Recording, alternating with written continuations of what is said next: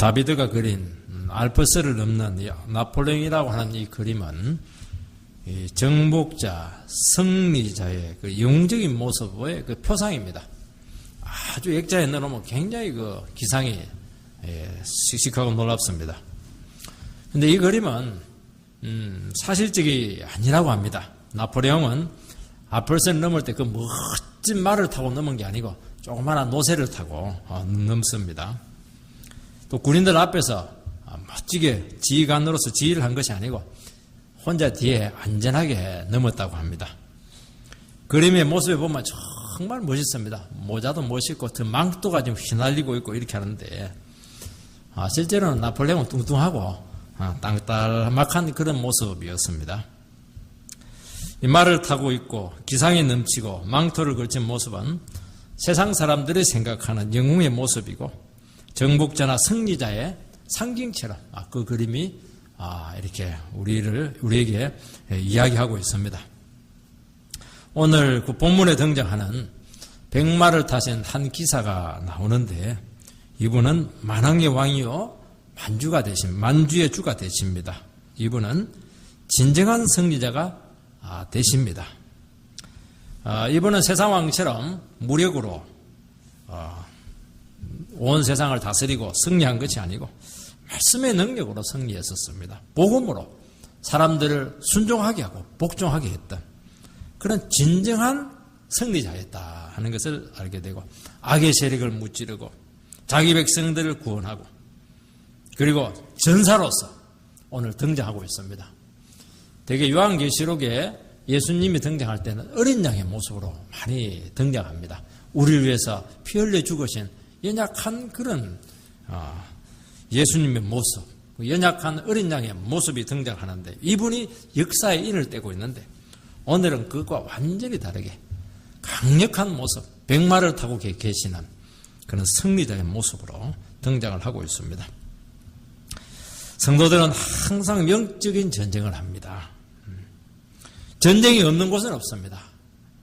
저는 한 주도 그냥 넘어간 적이 없습니다. 하루도 그냥 넘어간 적이 없었습니다. 요즘은 시시각각으로 그냥 넘어간 적이 없었습니다. 절대로 마음을 놓을 수가 없습니다. 언제 무슨 일이 터질지. 도리어 참 너무 상황이 좋고 이럴 때는 두렵습니다. 마치 폭풍 경야 같은. 그래서 뭐 더 기도가 되는 겁니다. 이때 백마 타신 주님께서 우리를 위해서 싸우십니다. 현재 성도들은 큰 위협 속에 있습니다. 황제 숭배를 거부했고 로마라고는 너무너무나 큰 세력의 물줄기인데 큰 음녀가 이끌어가고 있는 그 세속적인 길을 그들은 거부했습니다. 그래서 온갖 핍박과 불이익을 다 당했습니다. 그렇지만은 그들은 여전히 살아있습니다. 악의 세력이 결정적인 타격을 그들에게 주지 못했습니다. 주님께서는 자기 백성들과 함께 하시고 성도들이 하나님의 말씀의 능력으로 살아가기 때문이고 그들이 어떤 처지 가운데 있든지 백마 타고 계시는 주님께서 기사로 등장하셔서 그 모든 악의 세력을 제어하시고 자기 백성들을 구원하신다는 것입니다. 더 결정적인 것은 세상과 악의 세력이 날 수 없는 이 당신의 백성들이 꼭 그 예수님의 모습을 그대로 닮아 있었습니다. 그 성도들이 똑같이 이렇게 흰옷을 입고 백마를 타고 있습니다. 이들도 예수님처럼 그렇게 싸우는 겁니다. 우리가 주님의 방법으로 무장이 될 때 예수님의 능력도 있게 될 뿐만 아니라 우리 자신들이 다시 한번 더 승리자로서 이 세상을 당당하게 우리가 참 이렇게 이길 수 있다 그렇게 말씀하고 있습니다. 그래서 절대로 오늘 이 말씀을 듣고 난 후부터는 절망하지 마시기 바라고 우리가 죽으면 더 좋습니다. 죽으면 빨리 천국 가니까 이 세상 뭐하러 오래 살라 합니까? 그런 마음으로 딱 사시기 바랍니다. 그러면은 우리가 정말 주님과 같은 용사로 바뀌어 있을 것입니다. 첫 번째는 하늘이 열리고 있습니다. 11절 말씀을 읽어보면은 또 내가 하늘이 열린 것을 보니 보라 백마와 그것을 탄 자가 있으니 그 이름은 충신과 진실이라. 그가 공의로 심판하며 싸우더라. 계시록에 보면은 하늘이 한 번씩 열립니다. 그래서 문이 있다 하는 것을 말씀하고 있습니다. 요한은 환상을 통해서 하늘이 열리는 것을 보고 있습니다. 우리가 보는 이 하늘은 닫혀 있지만은 계시록에서 보는 하늘은 열립니다. 그 성도들이 너무나 절박하고 답답한 가운데였는데 고개를 들어서 하늘을 바라보게 될 때 하늘문이 열려 있는 겁니다. 천국문이 열려 있는 것입니다. 계시가 주어지게 될 때 하늘이 열리는 것을 그들은 많이 경험하게 되었습니다. 이 세상에 없는 또 다른 세계로 들어가는 문이 있었던 것입니다. 여러분, 우리가 답답하고 모든 길이 막혀 있습니다.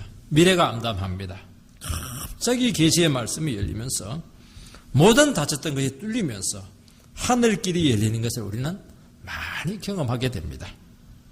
사는 것이 너무 힘이 듭니다.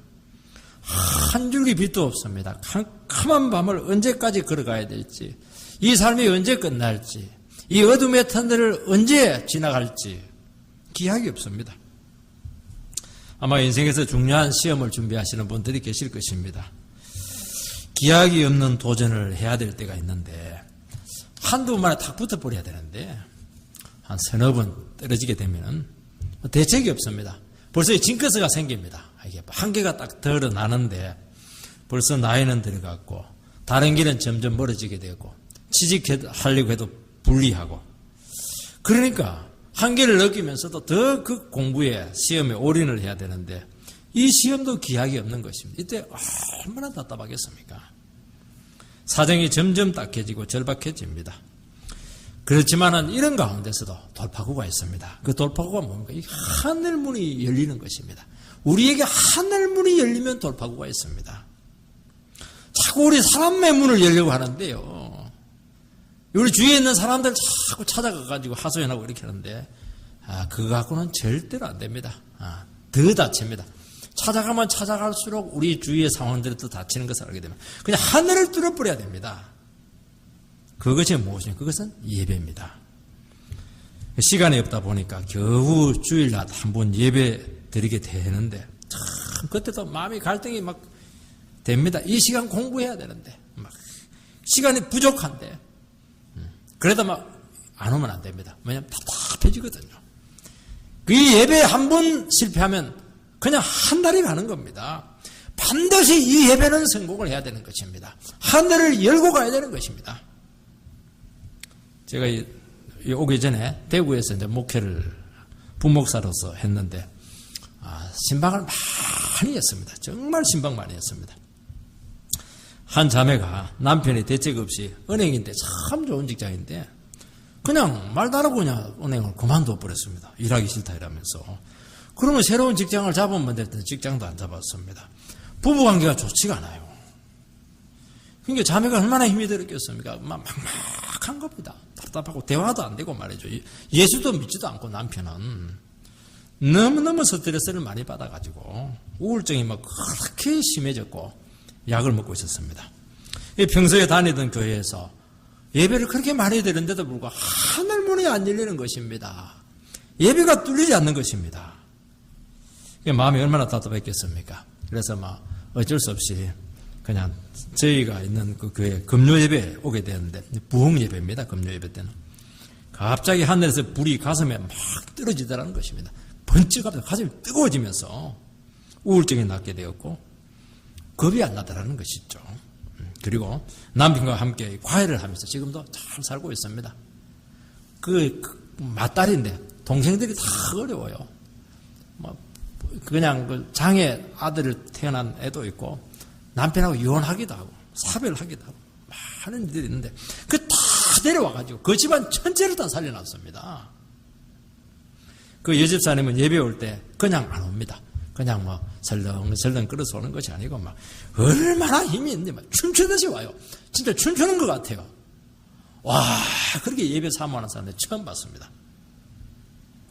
하나님께서는 우리 인생이 암울하고 교회나 나라가 미래가 없고 해답이 없을 때 하늘을 열어서 우리에게 길을 열어 보여주시는 것입니다.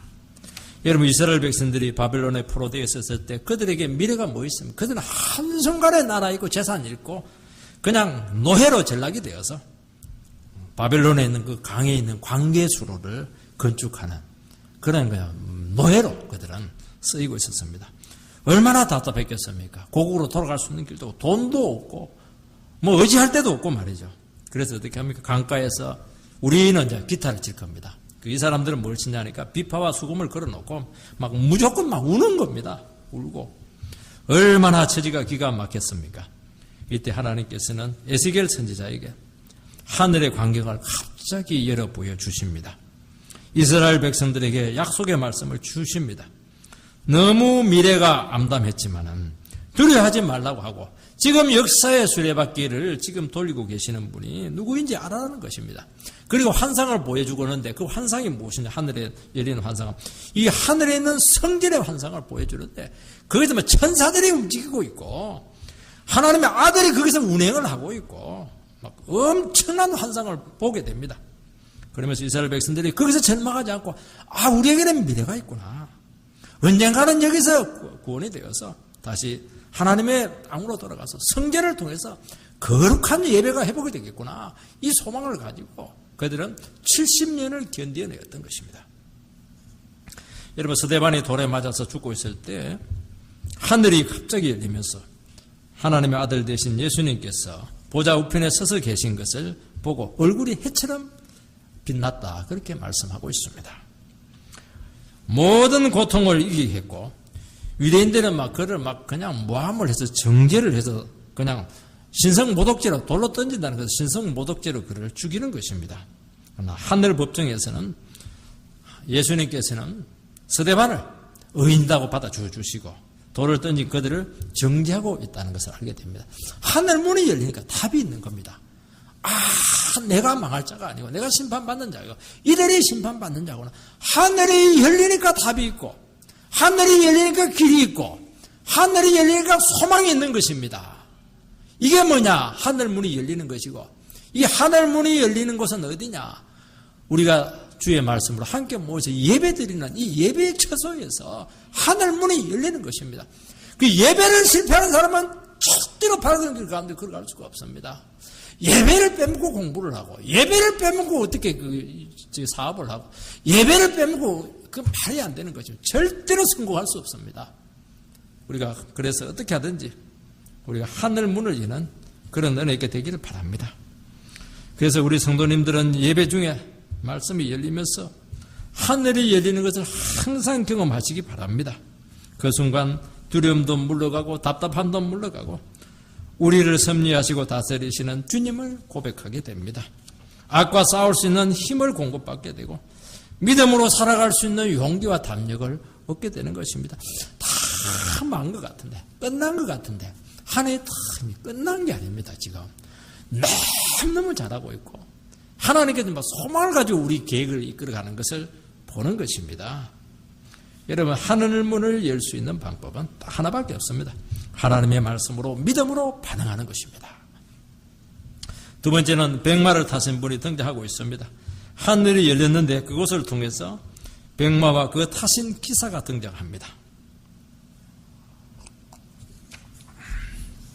로마는 전쟁에서 승리한 장군들이 돌아올 때 10마를 타고 100마를 타고 특히 이제 4마리 백마가 끌고 있는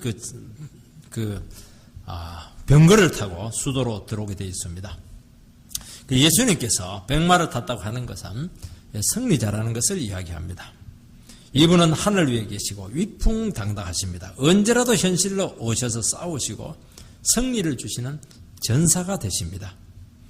오늘 우리의 삶의 현장은 평범하지가 않습니다. 항상 영적인 전쟁에 지금 노출되어 있습니다. 여러분, 한순간도 마음 놓았던 적이 없을 것입니다. 정말 밤에 잠을 자지만은 제대로 잠을 잘 수가 없습니다.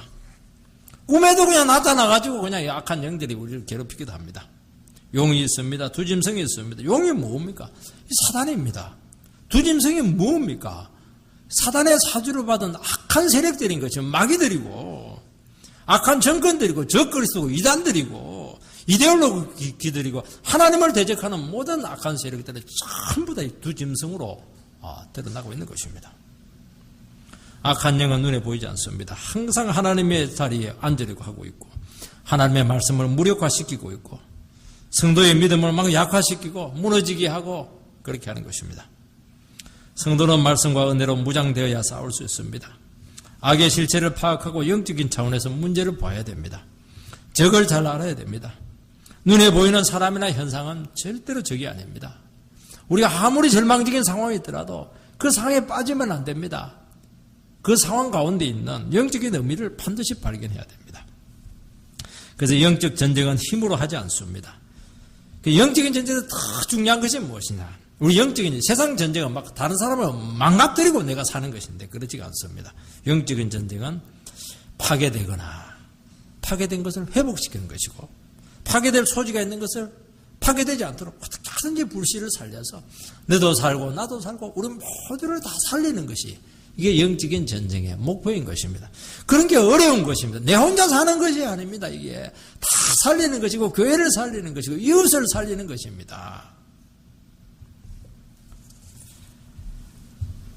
혈기를 내려놓고 성령의 능력으로 이것은 감당할 수 있습니다. 이것은 인간의 힘으로 절대로 안 되는 것입니다. 세상 방식으로 안 됩니다. 말씀의 방식입니다. 그래서 영적인 전쟁에서 승리하려고 하면요, 아무리 작게 보이는 것도 세상처럼 쉽게 돈 가지고 안 됩니다. 사람의 그냥 세력을 규합한다고 되지가 않습니다. 이거는 정말 영혼의 문제고 믿음의 문제고 주님의 능력의 문제인 것입니다. 끈질기게 순종해야 돼요. 언제까지 순종해야 돼요? 갈 때까지 가봐야 되는 것입니다. 주님이거나 사탄이거나 바로 이 싸움인 것입니다. 그리고 사랑을 했던 마음 다 버리는 사랑을 해야 됩니다. 그냥 내가 어디에 있습니까? 그냥 내가 그냥 종처럼 그렇게 해서 다른 영혼을 사랑할 때 한 영혼 살리는 겁니다. 불굴의 인내로서 자기 자신을 십자가에 못 박는 그런 싸움을 해야 된다는 것입니다. 여러분, 계시록에 등장하는 악의 세력은 용과 두 짐승입니다. 너무너무 거창합니다. 지금 이 세상은 이들과 이 하수인들에서 지금 움직이고 있고 이들이 모든 것을 주름잡고 있습니다. 그런데 불구하고 계시록 16장 13절 14절에 보면은 그들의 실체가 나오는데 깨구리입니다. 여러분 개구리 알죠? 우리 시골에 사는 사람들 개구리 잘 압니다. 4월달 되면 막 시끄러도 잠을 못 자요. 논에 얼마든지 개구리가 많은지. 깨구리는 소리밖에 없습니다. 아무 힘이 없는 거예요. 예. 영적 싸움에서 미리 겁을 먹지 말고 주눅이 들지 않아야 되는 것입니다. 영적 전쟁은 악의 실체를 규명하는 순간 이미 게임이 끝난 겁니다. 거창한 세력이 아니고 그냥 입만 살아있는 것입니다. 말로 하는 거죠. 말로. 하나님의 제가 없이는 절대로 그들도 움직이지 못합니다. 그래서 영적 전쟁은 악의 실체를 규명하는 순간 이미 게임은 끝났습니다. 바로 이 문제입니다. 이걸 규명해야 됩니다. 그 문제를 두고 기도하고 악의 실체면 그러면 현재 약화돼요. 주님, 나의 이 싸움은 바로 이 문제군요. 하나님께서 이 문제를 도와주셔야 됩니다. 그러면 끝나는 겁니다. 백마 타신 분의 이름이 충신과 진실입니다. 충신은 신실한 분이다 하는 뜻을 가지고 있습니다. 한 번 약속한 것은 끝까지 지키십니다. 우리가 신실하려면 어떻게 해야 됩니까? 우리가 신실하려면 내가 끝까지 약속을 지켜야지. 그런다고 되지 않습니다. 나는 당신을 절대로 배반하지 않을 거야. 그 말 믿을 수 있습니까? 못 믿습니다. 상황이 바뀌면 얼마든지 우리는 등을 돌릴 수가 있습니다. 교회 안에서도 마찬가지예요. 사람 말을 믿을 수가 없습니다. 그렇지만 믿을 수 있는 사람이 있습니다. 말씀에 목숨을 건 신실한 성도들은요, 믿을 수가 있습니다. 그 사람을 믿는 게 아닙니다. 그 사람 뒤에 계신 하나님이기 때문에 그 사람을 믿는 것이지 우리는 절대로 인생을 믿을 수가 없습니다. 그냥 기도해 줘야 됩니다. 언제 넘어질지 모르는 것입니다. 기도하지 않을 수가 없는 것입니다.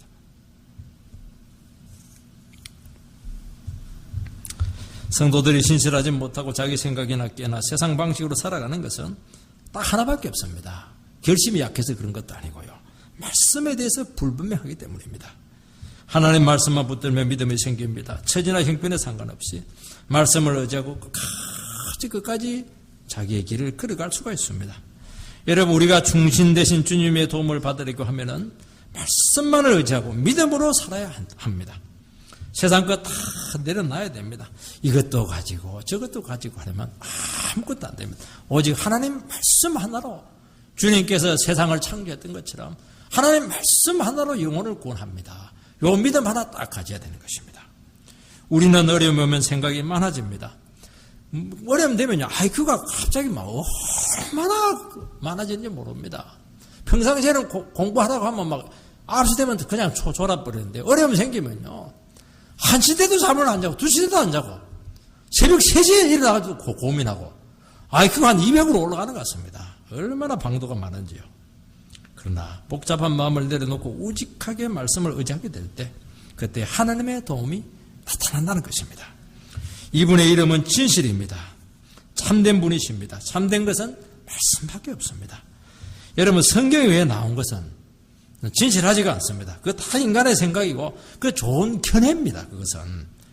이것은 하나의 세상의 원리고 이 세상에서만 통하는 것입니다. 영원하게 통하는 게 없습니다. 성경은 이 세상에서도 통하고 저 세상에서도 통하고 영원한 것입니다. 그러니까 진리죠. 그래서 하나님의 말씀을 붙잡아야 되는 것입니다. 여러분, 진리라고 하는 것은 생각이나 이론이나 감정이나 학문이나 사상이나 이데올로기나 그런 것이 아닙니다. 여러분, 성경에서 말하는 진리는 따뜻한 진리, 살아있는 진리, 예수님의 인격을 통해서 나오는 것입니다. 그래서 성경 말씀을 읽고 그렇게 할 때는 어떻게 하냐, 이 성경을 통해서 예수님을 만나야 됩니다. 예수님과 교제를 해야 되는 거예요. 그분과 함께, 인격과 함께 하나님의 말씀을 풀어내야 되는 것입니다. 흰말을 타신 기사가 되시는 것입니다. 주님께서는 자기 자신의 진리이시고 은혜와 진리가 충만하다고 요한복음 1장에서 말씀하고 있었습니다. 그분 보니까 너무 평범해요. 우리 인간보다 못합니다. 그분과 함께 교제해보고 그분의 말씀을 들어보니까 아마 은혜와 진리가 충만합니다. 우리가 목욕탕에 탕에 들어갈 때요, 큰 사람이 쭉 들어가면 물이 그냥 철벅하면서 그냥 물이 그냥 넘쳐 흐르는 것처럼 그렇다는 것을 이야기하는 것입니다. 여러분, 기독교는 도덕이나 종교적인 체험이 아니고 주님과의 인격적인 만남인 것입니다. 주님을 닮아가고 주님과 동행하는 것입니다. 여러분, 은사를 개발하고 능력을 발휘하고 봉사와 열정을 개발하는 것, 참 교회를 세우고 또 우리 교회 세상 가운데 능력 있게 살아가는 데 참 필요합니다. 그러나 그것은 기독교의 본질은 아닙니다. 정말 기독교의 기본이고 핵심이 무엇이냐? 그것은 예수님과 동행하는 것이고 우리가 하나님의 사람으로 만들어져야 됩니다. 우리의 인격이 변화되어야 되고 하나님의 말씀의 사람으로 우리가 하나님의 사람으로 바뀌어버려야 됩니다. 이때 어떻게 됩니까? 진리가 열립니다. 이때 진실해질 수 있고 이때 신실한 성도가 될 수 있는 것입니다. 하나님의 세계를 보게 될 뿐만 아니라 우리를 도우시는 살아계신 주님을 경험하게 됩니다. 우리가 부족하고 허물이 있는 것은 크게 중요하지 않습니다. 하나님의 말씀으로 은혜 받고 우리가 하나님의 말씀의 사람이 되어야 되는 거예요. 이것은 어떻게 됩니까? 하나님 말씀 붙잡고 이 세상 밑창까지 내려가야 됩니다. 죽음 그 앞창까지 내려가면서 거기서 어떻게 해야 됩니까? 하나님 말씀의 생명입니다. 하나님 말씀 하나 부여잡고 다시 한 번 더 일어서야 됩니다. 이때 무슨 고백을 하냐? 내가 살 수 있는 유일한 길은 하나님 말씀밖에 없습니다. 그 고백이 나와야 정말 신실한 성도가 될 수가 있고요, 진실한 성도가 되고 충성스러운 성도가 될 수 있습니다. 이 싸움을 안 하는 것이나 다 복만 받으세요, 다 잘 사세요. 물론 잘 살게 합니다. 한번 그렇게 나온 사람 주님께서 어떻게 버리겠습니까? 그렇지만은 하나님 말씀 붙잡고 내는 세상 끝장나더라도 하나님 말씀 붙잡고 다시 한번 일어서겠습니다. 고난과 절망과 어떤 인생의 바닥 가운데서도 하나님 붙잡고 일어서겠습니다. 그렇게 해서 성령 그 성도가 바로 이 백마 타신 주님의 모습을 그대로 판박이처럼 닮았다는 것입니다. 여러분, 많은 일이 아닙니다. 큰 역사가 아닙니다. 주님 앞에 무릎 꿇고 그분을 배우는 은혜의 사람이 되시기 바랍니다. 주님을 만나서 변화된 인격들, 고난 중에 빚어진 성품들은 영원히 빼앗기지 않고 항상 능력으로 나타납니다. 능력만 구하면요, 하나님께 능력 줍니다. 그 능력 주는 것도 필요하기 때문에 주는 거 일시적입니다.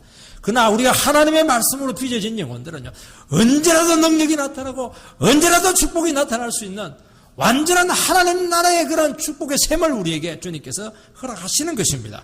그런 사람이 돼야 되지 않겠습니까? 여러분, 성도님들이 마귀와 싸워 승리하는 비결은 신실과 진실입니다. 믿음의 사람, 말씀의 사람이 되시기 바랍니다. 믿음으로 나가고 말씀으로 충만하면은 절대로 이 사람은 세상이 감당하지 못합니다. 세상이 짓밟으면 어떻게 됩니까? 더 능력이 나타나요. 세상이 무시하면 어떻게 됩니까? 더 말씀이 풍성히 나타납니다. 마귀들이 그냥 안 돼. 마귀들이 참 속습니다. 지금 제대로 믿는 성도 그냥 핍박을 하면 망하겠지. 그게 속는 겁니다. 핍박하면 할수록 더 기도를 하니까 더 능력이 나타나는 것입니다. 오늘 똑똑하고 능력은 많은데요. 백마 타신 분의 도움을 받지 못하시는 분들이 너무 많습니다. 그 이유는 딱 하나밖에 없습니다. 신실한 믿음이 없는 것입니다. 말씀을 오래 받지 못하기 때문입니다. 하나님의 말씀이 나의 생명이라고 고백하지 못하기 때문입니다. 그가 공의로 심판하여 싸우더라 말씀하고 있는데, 싸우더라는 것은 현재사입니다. 과거에도 싸웠고 현재도 싸우고 있고 미래에도 싸울 것입니다. 그런데 마지막 지금 싸움을 하고 있는 것입니다. 지금까지 계속 싸워오던 것을 이어서 마지막 싸움을 지금 벌이고 있습니다. 예수님께서는 스데반에 돌 맞아 죽어갈 때도 싸우셨습니다. 우리의 어둠의 시간에 넘어지고 깨어질 때도 늘 함께 하시고 우리를 위해서 싸우십니다. 스데반에 돌 맞아 죽을 때 하늘을 바라보니까 주님께서 보좌에 서서 계셨습니다. 여러분, 요한계시록에서 성경에서 주님께서 보좌에 앉아서 있다고 하는 것은 통치 개념을 가지고 있습니다. 다스리고 있는 거예요. 그 서서 있다고 하는 것은 싸우는 겁니다. 전사로서 싸우는 것입니다. 전투태세를 갖추고 있는 것입니다. 우리가 안 됩니다. 우리는 끝났습니다. 이제는 길이 없습니다 할 때, 그때 주님께서는 우리와 그때부터 본격적으로 싸우는 겁니다. 절대로 패배할 수 없는 싸움 가운데 있다는 것을 믿으시기 바랍니다. 그래서 망했다 할 때 하늘 문을 열어서 주님께서 싸우시는 전사되신 주님을 바라보는 우리 모두가 되시기를 바랍니다. 세 번째는 말씀이신 그리스도입니다. 12절 13절 보면 그의 눈은 불꽃 같고 그의 머리에는 많은 관들이 있고 또 이름 쓴 것 하나가 있으니 자기밖에 아는 자가 없고 또 그가 피 뿌린 옷을 입었는데 그 이름은 하나님의 말씀이라 칭하더라. 승리자 그리스도의 모습입니다. 눈이 불꽃 같다고 하는 것은 모든 것을 꿰뚫어 보신다는 것을 말씀합니다. 여러분, 우리가 주님 앞에 제대로 서면요, 아무것도 숨길 수 없고 절대로 속일 수 없습니다. 저는 한 번 사람들에게 막 간증을 할 때가 있습니다. 공식적으로 간증해보다는 개인적으로 간증할 때도 많습니다. 간증하고 나서 이상하게 마음이 편치가 않을 때가 많습니다. 간증이라고 하는 것은 주님께서 나를 참 패역한 나를 얼마나 참 은혜스럽게 인도했는가, 그것을 말하는 것인데, 주님을 드러낸다고 하면서도 은근히 내 자신을 참 자랑했다는 것을 알게 됩니다. 마음이 편치 못하는 것입니다. 주님 앞에 딱 서니까 부끄러운 것입니다. 이게 주님을 자랑하면서 나를 내세웠던 것입니다. 여러분, 우리가 주님 앞에 서면요, 우리의 모든 죄가 드러나서 고개를 들 수가 없습니다. 베드로가 주님 앞에 섰을 때 그의 불신이 드러났고 그의 교만과 욕망이 다 드러나서 견디지 못해서 주님 보고 저는 죄인이니 저를 떠나주시옵소서, 그렇게 고백을 했던 것입니다. 여러분, 우리가 말씀 앞에 서게 되면요, 우리의 전 삶이 총체적으로 부실하다는 것을 드러냅니다. 우리는 우리 자신의 모습을 보기가 어렵습니다. 거짓말 한두 번 한 것들, 사람들을 좀 미워했던 것들, 단편적인 것들은 조금 그냥 반성할 뿐이죠. 내 삶 전체가 문제가 있다. 내 삶 전체가 지금 궤도를 이탈하고 있다. 이런 것을 보지를 못해요. 왜냐하면 그대로 살아왔고 그대로 살아와 지금까지 잘 살아왔기 때문입니다. 그래서 내 자신의 모습을 보고 내 인생을 비춰보고 내 전 인생을 주님 앞에 펼쳐본다고 하는 것은, 이것은 절대로 불가능한 일인 것입니다. 그러나 주님 앞에 딱 들어서게 되면 내 인생 전체가 문제가 있다는 것을 알게 됩니다. 옛날에는 유머도 잘하고 웃기기도 잘하고 했는데 그게 문제였습니다. 내 장점이라고 하는 그것이 문제였던 것입니다. 자기가 잘난 줄 알고 계속 그렇게 살아가는데 주님 앞에 보니까 너무너무 그게 진부한 인생이었고 하나님의 이름을 욕되게 했다는 것을 알게 됩니다. 말씀에 대한 부정, 세상에 대한 끊지 못한 집착들, 내 나름대로 가진 인생 철학의 무지함들, 나는 전문가다, 전문 영역에 대한 과도한 자만들, 정말 남을 인정하지 않으려고 하는 이런 고집들이 총체적으로 다 드러나게 되어 있습니다. 한두 가지 이상 현상이 아닌 것입니다. 우리의 전 삶이 부실덩어리입니다. 내 삶이 지금 총체적으로 비뚤어져 있습니다. 이걸 어떻게 해야 되겠습니까? 저를 뜯어 고쳐 주시옵소서. 이게 회개이고, 이렇게 될 때 우리의 삶이 진정으로 바뀌게 되는 것입니다. 그래서 우리 인생 가운데 결정적인 실패와 좌절을 경험하는 것은 나쁜 것이 아닙니다. 그것을 통해서 우리 인생 전체를 주님 앞에 다시 한 번 더 비춰볼 수가 있고 새롭게 출발하고 새 출발할 수 있는 기회를 우리에게 주신다는 것을 알게 되고 우리가 우리 자신의 모습만 보고 우리 인생 전체를 다 완전히 삶의 방향을 바꿔버리면은 아무리 늦어도 상관없습니다. 아무리 나이가 들고 아무리 절망적인 가운데 있더라도 하나님께서 그 사람과 함께하기 때문에 반드시 일어서게 되어 있고 반드시 승리하게 되어 있고 주님께서 그 사람을 통해서 영광스럽게 영광 받으신다는 것을 믿으시기 바랍니다. 이분은 피 뿌리는 옷을 입고 있습니다. 이분은 그 전에 관을 쓰고 있습니다. 관을 많이 썼다고 하는 것은 승리의 관을 썼다는 이분은 막 백전백승입니다. 그냥 인천에 가서도 이기고요. 서울에 와서도 이기고 광주에 와서도 이기고 철원에 가서도 이기고 4번 이겼습니다. 그러면 관이 4개입니다. 많은 관이니까 완전한 승리를 이분은 주신다는 것입니다. 이분은 피 뿌리는 옷을 입고 있습니다. 굳이 예수님의 보혈의 피로 한정할 필요가 없습니다. 전쟁을 해서 적을 무찌르고 묻은 피 옷을 그대로 입고 계신 장면이라고 생각이 됩니다. 로마의 개순 장군들은 올 때 깨끗한 정복을 입고 오지 않습니다. 전쟁에서 싸웠던 그 피 묻은 옷, 주홍빛 겉옷을 입고 입성을 합니다. 찢기고 흙 묻은 그대로 전투의 흔적을 입은 채로 개선을 합니다. 그래서 전투에서 완전한 승리의 장군의 모습이 지금 등장하고 있는 것입니다. 여러분, 예수님의 완전한 승리는 골고다 언덕이었습니다. 우리를 위해서 죽으신 어린 양의 피가 되십니다. 십자가 희생에 의해서 진실임이 증명된 하나님의 말씀이다. 그렇게 오늘 표현하고 있습니다. 여러분, 하나님의 말씀이 진리이지만은 우리는 그 진리를 확신을 하지 못할 때가 참 많습니다. 과연 말씀대로 되면 살 수 있습니까? 길이 있습니까? 그런 이런 의문을 던질 때가 많습니다. 그러나 그 진리가 공개적으로 증명이 되고 드러나게 된 것은 오직 예수 그리스도의 십자가 보혈의 피에 의해서 증명이 되는 것입니다. 여러분, 십자가를 통해서 거룩이 완성이 됩니다. 모든 말씀의 의미가 완전히 드러나게 되었습니다. 우리가 예수 그리스도가 오셔서 십자가에 달리기 전까지는 구약에 너무 있는 많은 말씀들이 열리지가 않았습니다. 모호한 채로 있었던 것입니다. 유대인들이 잘했던 것은 이해가 안 되더라도 성경이니까 그대로 보관을 잘해놨습니다. 예수님이 오시고 나서 그 모든 말씀들이 다 온전하게 밝혀졌다는 것을 말씀하고 있는 것입니다. 여러분, 주님의 십자가 피 전까지는 성경의 많은 부분들이 의문이었고 미제였습니다. 구약의 제사제도 왜 그렇게 짐승을 많이 드리고 그 수천 년 동안 왜 제사를 드려야 되는지 그들은 모르고 제사를 드렸던 것입니다. 메시아의 순환 받음들이 이사야서 53장에 나타나지 않습니까? 그게 열리지가 않는 거예요. 이해가 안 되는 것입니다. 아브라함이 왜 백지에 낳은 그 독생자를 왜 박제해야 되느냐? 그 이해가 안 되는 겁니다. 이사야서 7장에 보면 동정녀 탄생에 나오는데 어떻게 처녀의 몸에서 잉태를 하느냐?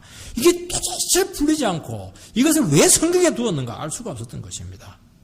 그러나 십자가를 통해서 이 모든 의미들이 완전히 깨어지게 되고 완전히 통과되게 되고 완전히 드러나게 되었던 것입니다. 이것은 인간의 죄를 해결하고 하나님의 순수한 백성이 되게 하려고 하는 하나님의 위대한 구원, 그런 구속 계획들이 드러나게 되었던 것입니다. 여러분, 십자가 피에 담기지 않는 말씀은 온전한 복음이 아닙니다. 십자가 없는 설교를 하는 이유들은 주님의 피로 전인격이 그 설교자가 담겨지거나 깨끗해진 경험을 하지 않았기 때문에 이 피 묻은 설교를 하지 못합니다. 여러분, 설교는요, 피가 툭툭 떨어져야 됩니다. 너무 세련되게 설교를 하고요. 너무 그냥 이 세상에서 잘합니다. 거기서 무슨 놈의 성경이 열리고 하늘문을 열어낼 수가 있겠습니까? 피가 툭 처절한 그 삶의 현장 가운데서 오직 예수 그리스도의 십자가의 보혈의 피만이 우리를 살릴 것입니다. 그런 증거들이 우리 가운데 나타나야 된다는 것입니다. 여러분, 우리 인생의 문제를 해결하는 것은 십자가 피에 그 문제와 우리 자신들을 막 담가버려야 됩니다. 우리 옛날에 때 묻은 거 어떻게 하면 양잿물에 담가가지고 그것도 부족해가지고 바위로 그냥 눌러놓습니다. 얼마나 눌러놓습니까? 일주일을 딱 눌러놓습니다. 펴보면요, 정말 깨끗합니다. 깨끗해요. 우리의 인생을 그 담그시기 바랍니다. 십자가의 피에. 내가 십자가에 달려 죽은 죄인이고 내 안에 욕심이 주님을 십자가에 달리게 했다는 진정한 고백이 나올 때 하나님 세겔의 실마리가 우리 가운데 열리는 것입니다. 여러분, 주님이 백마 타신 승리자인 이유는 육신을 입고 오셔서 십자가에 못 박히셨기 때문입니다. 그분의 이름은 하나님의 말씀이다. 그렇게 증거하고 있습니다. 여러분, 다른 승리나 무기는 없습니다. 다른 능력이나 심판 없습니다. 이 말씀은 태초에 그 말씀이시고 천지를 창조한 말씀이고 죽을 수밖에 없는 죄인을 살려서 새 예루살렘 백성 되게 하시는 정말 새 창조의 말씀, 생명의 말씀이 되신다는 것입니다. 여러분, 우리 인생의 시작은 오직 새 창조의 말씀에 의해서만 가능합니다. 이걸 꼭 믿으시기 바랍니다. 십자가의 피를 통해서 실현된 능력의 말씀입니다. 이 말씀은 다시는 우리를 타락하지 않게 할 뿐만 아니라 진정한 하나님의 백성이 되게 합니다. 여러분, 십자가가 없었다면 우리가 누구인지, 우리가 어떤 상태에 있었든지, 우리 인생이 어떻게 변화될지, 새로운 인생이 가능할지 결코 확신을 할 수가 없었을 것입니다. 십자가에 피 묻은 복음이 모든 것을 회복하고 새롭게 하신다 하고 창조하십니다. 내 이름 쓴 것 하나가 있으니 자기밖에 아는 자가 없다 말씀하고 있습니다. 여러분, 흰말을 탄 자 외에는 아무도 모르는 이름이 있습니다. 그 이름이 무엇입니까? 그 이름이 하나님의 말씀입니다. 다른 이름은 구세주, 다른 이름은 다 압니다. 하나님의 아들 아는데 하나님의 말, 예수님이 하나님의 말씀입니다. 흰말을 타신 승리자 되신 분이 하나님의 말씀입니다 하는 말은 그 승리자 되신 예수님밖에는 모른다는 것입니다. 이게 무슨 말입니까? 여러분, 하나님의 말씀이 더 드러났고 그 능력이 나타났습니다. 그분을 통해서 나타났습니다. 그러나 여전히 그 말씀은 신비 속에 있다는 것을 우리는 기억해야 됩니다. 우리는 그 말씀을 다 알지 못합니다. 여러분, 이름이라고 하는 것은 존재의 심오한 영적인 현실입니다. 이것이 어디에서 유래되었고 어떤 점에서 하나님의 말씀인지 우리는 모릅니다. 하나님의 말씀이라고 하니까 말씀인 것입니다. 하나님의 말씀은 받을 수 있지만 증명할 수가 없습니다. 하나님의 말씀을 믿고 진리인 것을 알지만 그 영적인 깊이를 우리 다 알지 못합니다. 여전히 신비로 남아있고 여전히 무지한 정글로 남아있습니다. 우리가 이게 탐구해야 됩니다. 말씀을 믿고 진리인 것은 알지만 다 모르는 것입니다. 너무나 많은 부분들이 감추어져 있습니다. 하나님께서는 이 말씀으로 우리와 소통하십니다. 신비롭지만 믿을 수가 있습니다. 이 말씀으로 시작해서 새 출발할 수가 있습니다. 우리 평생의 작업이 무엇입니까? 하나님의 말씀을 호비에 파는 것입니다. 마치 광산에 있는 광맥을 파고 덜듯이 광부들이 수고하고 뚫고 드릴 뚫고 들어가야 됩니다. 그렇게 해서 여기서 금을 캐내야 되고 여기서 다이아몬드를 캐내야 됩니다. 이거 캐내지 못하면 우리는요 살아남을 수가 없는 것입니다. 우리는 말씀 앞에 겸손해야 됩니다. 그 가치를 알아야 됩니다. 말씀을 의지하는 삶은 무한한 가능성이 있습니다. 여러분, 세상의 잠재 능력 개발과는 비교되지 수 없는 하나님의 세계로 나가게 합니다. 저는 이 대학을 갈라 할 때요 참 너무 돈이 없어가지고 공부를 제대로 못했습니다. 자꾸 대학을 가지 말라고 하는 겁니다. 저는 그래서 대학 갈 때 어떻게 하든지 돈을 벌어야 되겠다 생각해서 한의대로 가고 싶었고 치대로 가서 돈을 벌고 싶었는데 돈이 많이 든다고 가지 말라는 겁니다. 그래서 집안이 가난해서 다른 진학을 하게 되었는데 그곳에서 내가 예수님을 만났습니다. 그래서 인생이 완전히 틀어져 버려서 돈 버는 데서 그냥 주의 종으로 바뀌어버리게 되었습니다. 만약 내가 원하는 대로 갔다면 아마 이 세상에서 좀 부유했을지 모르겠지만 금방 한계가 드러나는 진부한 삶을 살았다는 것이 분명합니다. 지금 생각하면 틀림없어요. 우리 형님이 살아가는 그 삶 그대로 살아갈 겁니다. 그래서 우리 형님 바라보게 되면 내 미래의 모습 그대로 판박이에요. 농담 잘하고 웃기는 거 잘하고 똑같더라. 생긴 것도 비슷해요. 내 형님하고 너무너무 달라요. 제가 지금 형님은 저를 불쌍하게 여기는데요, 저는 형님 내보다 훨씬 더 목성에 살고 이렇게 하지만은 저는 형님을 불쌍하게 여깁니다. 형님 그리 살면 안 돼요. 말하면 굉장히 싫어하기 때문에 말은 안 하지만은 기도는 엄청나게 하고 있어요 지금. 여러분, 하나님 말씀을 의지하며 살아갈 때 이해할 수 없는 초월적인 능력이 나타나고 신성의 역사가 나타나고 도무지 생각할 수 없는 모험적이지만 정말 가치 있는 삶이 왔습니다. 고생해요. 힘들어요. 절대로 후회하지 않아요. 너무 재밌어요. 절대로 타락할 기회가 없어요.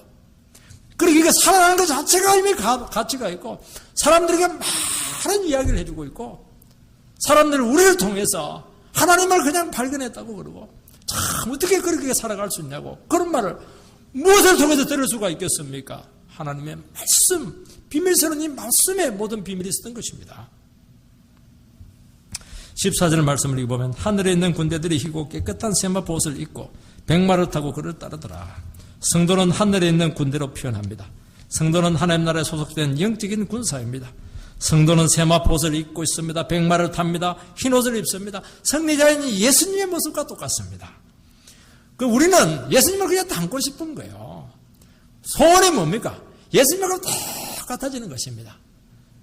제가 대구에서 목회하는데 우리 담임 목사님을 너무 흠모하는 부목사님이 있는데 목소리도 똑같고 설교도 똑같고 그럴 때도 우리 담임 목사님이 설계구를 부숴가지고 다리를 쩔뚝쩔뚝 했는데 식당에서 같이 밥 먹고 나오는데 이 친구가 뒤에서 쩔뚝쩔뚝 하더라고요. 담임 목사님이 나를 닮았다라면서 얼마나 좋아하는지 끝까지 그 친구를 지금 데리고 동력을 하고 있습니다. 저는 그까지는 안 돼가지고 이거 나왔습니다. 꼭 그런 건 아닙니다. 여담이었습니다. 여러분, 우리는 예수님을 닮고 싶은 거예요. 그분의 목소리를 닮고 싶고, 그분의 마음을 닮고 싶고, 그분의 사랑을 닮고 싶고요. 그분의 싸우는 모습을 닮고 싶습니다. 뭐 이들이 아무리 백마를 탔고 흰옷을 입었지만 예수님의 그런 백막이 있습니까? 예수님의 흰옷이 있습니까? 흉내를 내도 좋은 거 이게 따라가고 싶은 거 이게 삼수 갑사를 가더라도 나는 예수님이 가는 길은 끝까지 가겠습니다. 막 그런 열정들이 막 생기는 것입니다. 이게 승리의 비결입니다.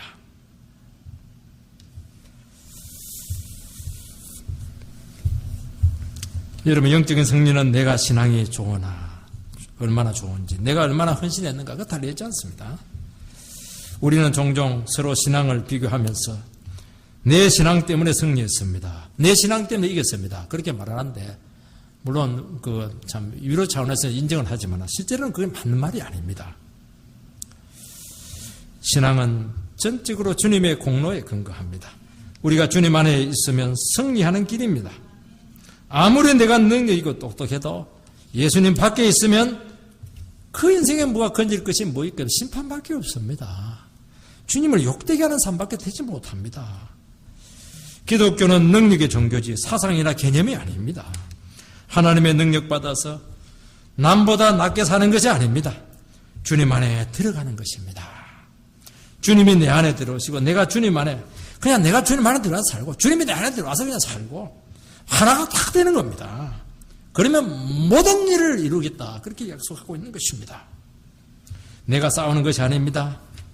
내 힘을 의지하지 않아야 됩니다. 그분의 능력을 의지하고 말씀을 의지해야 됩니다. 우리는 다윗이 막 물맷돌을 던져가지고 골리앗을 한 방에 무찌르다 하는데 이야 다윗죠. 정말 물맷돌 하나 던지는 귀신이다 그렇게 하는데요. 사실은 다윗이 연습을 했지만 그 물매로 이긴 게 아닙니다. 너는 칼과 단창으로 나오겠지만은 나는 만군의 여호와 이름으로 가노라 하면서 탁 던지니까 이망배기가 이따만히 크게 보이고 박혀서 죽어버리는 겁니다. 다윗이 물맷돌 기술이 있어서 이겼겠습니까? 천만의 말씀입니다. 그가 정말 그런 위기 가운데서 하나님 나를 도와줘야 됩니다. 나는 하나님 편입니다. 하나님 편에 내리게 이길 것이지 어떻게 다윗이 자기 혼자 힘으로 이길 수가 절대로 그럴 수가 없습니다. 그래서 우리 성도님들은 어떤 문제가 생기고 어려움이 생길 때는 어떻게 해야 됩니까? 자꾸 헬스하고 막 운동하고 그렇게 물론 그것도 해야 되겠지만 그거 갖고 안 됩니다. 돈을 모으고 그렇게 한다고 되는가? 내가 누구 편이냐? 정말 내가 예수 안에 있나? 하나님 말씀 앞에 머무르고 있나? 그거 확인해야 됩니다. 그것만 확인되면요 절대로 안 망합니다.